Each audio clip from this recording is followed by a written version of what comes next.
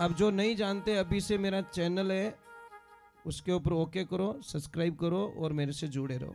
बहुत सारी बातें ऐसी बताई है मैंने जो आप कल्पना नहीं कर सकते हो। हजारों बातें अंदर डाली मैंने वीडियो के माध्यम से, ताकि आप तक पहुंचे, आप उसका आनंद लो। कोई माइनस पॉइंट है तो उसको पढ़ाई के लिए, धंधे के लिए, घर की परेशानियों के लिए, मतलब बहुत सारी, जिसकी सगाई नहीं हो रहे, संबंध नहीं हो रहे, क्या कारण है क्या नहीं है, हाइट नहीं बढ़ रही उसके लिए मैंने बताया, पढ़ाई नहीं आ रही उसके लिए बताया, जॉब नहीं लग रहा है उसके लिए मैंने बताया, बहुत सारी चीज़ें बताई है। तो चैनल से जुड़े रहिए। हरिओम, जय श्री कृष्णा, जय श्री राधे। सभी देशवासियों को होली की बहुत बहुत शुभकामनाएं। भगवान से प्रार्थना करते कि ये होली का त्यौहार आपके लिए अपार खुशियां लाए और जितने भी दुख हैं उसका निवारण होवे। सृष्टि पे जितने भी जीव हैं, जीव जंतु, जितने भी मानव हैं, उन सभी के स्वास्थ्य के लिए, उन सब की खुशियों के लिए, उन सब के व्यापार के लिए, उन सब की बीमारी के लिए इस होलिका के महापर्व पर हम भगवान से प्रार्थना करते हैं कि ये होली का त्यौहार आपके लिए अपार खुशियाँ लेके आए। यही प्रार्थना रहेगी हमारी भगवान से। ज़्यादा समय ना बिगाड़ के मैं कुछ टिप्स आपके लिए जो मैंने पढ़े हैं, अच्छी चीज़ें पढ़ी हैं, वो आपके लिए। हमारे को सबसे पहले, जब तक हमारा घर का वास्तु सही नहीं होता तब तक कई समस्या हमारा सामना करती है, कई समस्याओं का हम सामना करते हैं, कई समस्या हमारा पीछा नहीं छोड़ती। तो बताया गया है कि होली की रात को जो होली जलाते हैं, होली दहन करते हैं, उसकी राख दूसरे दिन लेकर आए और अग्नि कोण के, घर का अग्नि कोण होता है, उसके अंदर छिड़के तो लगभग आपके वास्तु दोष में फ़ायदा मिलता है। अभी वास्तु दोष तो ठीक हो गया, पर ग्रह शांति बहुत ज़रूरी है। ग्रह शांति के लिए सुबह राख लेके आए और उस राख को शिवलिंग पे चढ़ाएं और नहाने के पानी में थोड़ी सी डालें। चलो, ग्रह शांति का निवारण हुआ। अब हम चलते हैं कि ग्रह शांति तो हो गई, ठीक है, परंतु हम शरीर से भी तो अच्छे रहें, हमारे स्वास्थ्य ठीक रहें, तो हमारा काम करने का मन लगेगा, एक्टिव रहेंगे, बैलेंसिंग सही रहेगा, पॉजिटिविटी आएगी हमको।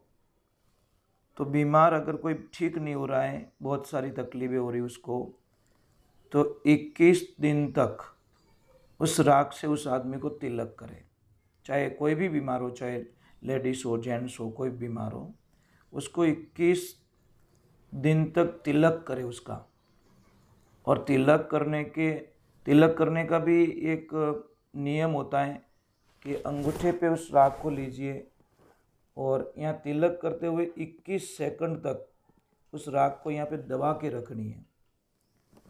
21 सेकंड देख लेना, 21 सेकंड तक उसको दबा के रखें, स्वास्थ्य ठीक रहेगा, बीमारी कोई भी हो। अब चलो, बीमारी भी ठीक होने लगी है, तो अगर किसी के घर में बार बार मतलब नज़र लग जाना, कोई बच्चे बीमार हो जाना, टोना टोटका हो जाना, तो नज़र के लिए राख में नमक और राई मिलाकर अपने घर में रखें, तो उससे नज़र का प्रभाव कम होता है। और कोई भी अगर टोना टोटका हो रहा है तो हर कोने में उस राख को ला के छाँटे, घर के हर कोने में, दुकान के हर कोने में, फैक्ट्री के हर कोने में, ऑफिस के हर कोने में। बुरी नज़र अगर बच्चों को बार बार लग जाती हैं, बार बार समस्या आ जाती है बच्चों को, तो चांदी के ताबीज़ में थोड़ी सी राख लेकर उस राख को मतलब बच्चे के गले में बांधे ताबीज़ के। अभी मेन बात आती है कि हमारे व्यापार में, हमारे नौकरी में, हमारी प्रोग्रेस में, हमारी कामयाबी में बहुत सारी दिक्कत आती हैं, बहुत सारी बाधाएं आती है। तो व्यापार के लिए 7 चुटकी वो राख लेके आए होलिका की, और 7 छेद वाला सिक्का तांबे का होना चाहिए, उसमें 7 छेद होने चाहिए। एक बार मैं वापस बोल देता हूँ, क्योंकि आपकी कामयाबी का बहुत बड़ा एक उपाय है। हमारे को तो विश्वास है, अगर आप लोग भी विश्वास कर रहे हो तो मुझे पक्का पता है, विश्वास है कि आप कामयाब होंगे। 7 चुटकी राख लावे, 7 सिक्के वाला छेद वाला सिक्का लाल कपड़े में बांध दे दोनों को। एक तो 7 छेद वाला सिक्का और 7 चुटकी वो राख बांध कर, लाल कपड़े में बांध कर दुकान, फैक्ट्री, ऑफिस, किसी भी मतलब कोई घर हो, चाहे फैक्ट्री हो, चाहे आपकी कोई दुकान हो, चाहे ऑफिस हो, जहाँ पे भी मेन गेट पे उसको बांधे लाल कपड़े पर, तो बहुत ही अच्छा मतलब आपको कामयाबी मिलेगी। और ये सब होलिका का प्रभाव होता है। होलिका बहुत ताकतवर होती है, उसमें मतलब अशुद्धिकरण में शुद्धिकरण में हमारी विजय होती है। अब आपसे मैं मुहूर्त बता देता हूँ होलिका का। होलिका का मुहूर्त आज शाम को 17 तारीख शाम को 9:20 से 10:31 तक शुभ मुहूर्त बताया गया है, तो ये ध्यान रखें। अब ये सारा काम करने के बाद में आपको विश्वास के साथ में 108 बार हनुमान चालीसा का पाठ करना है। वो चाहे 2 दिन में करो, चाहे 5 दिन में करो, चाहे एक बार मंगलवार को नियम पकड़ लो या शनिवार का नियम पकड़ लो, आपको 108 बार पूरा काउंट करना है हनुमान चालीसा का पाठ। वो 5 दिन में, 7 में भी हो सकता है, 10 में भी हो सकता है, जैसे आपकी इच्छा। और लास्ट में 108 बार हनुमान चालीसा का पाठ होने के बाद में अष्ट सिद्धि क्या अष्ट दीपक जलाएं, अष्टबत्तियाँ जलाएं दीपक में, तो आपके घर में अपार खुशियाँ मिलेगी। जहाँ पे आप हनुमान चालीसा का पाठ करते हो वहाँ पे।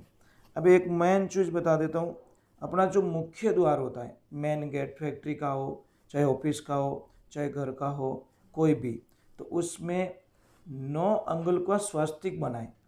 स्वास्तिक का एक नियम है, ऊपर नीचे हो जाता है तो वो नेगेटिविटी ऊर्जा देता है। 9 अंगुल का स्वास्तिक बनना चाहिए, और उसमें साइड के अंदर 978 978 ये अंक जरूर लिखें। एक बार मैं वापस बोल रहा हूँ, स्वास्तिक बना हुआ है, स्वास्तिक के पास में 978 ये चीज़ जरूर लिखें। और मेन गेट पे एक गणेश की मूर्ति अंदर देखती हुई और एक गणेश की मूर्ति बाहर देखती हुई, दोनों मूर्तियों को ऐसे ऐसे लगाना है। एक का मुंह अंदर होना चाहिए, एक का बाहर, एक दीवार की बाहर की तरफ, एक दीवार के अंदर की तरफ, क्योंकि गणेश जी की पीठ के पीछे हमेशा दरिद्रता रहती है, दुख रहता है, समस्याएं रहती है।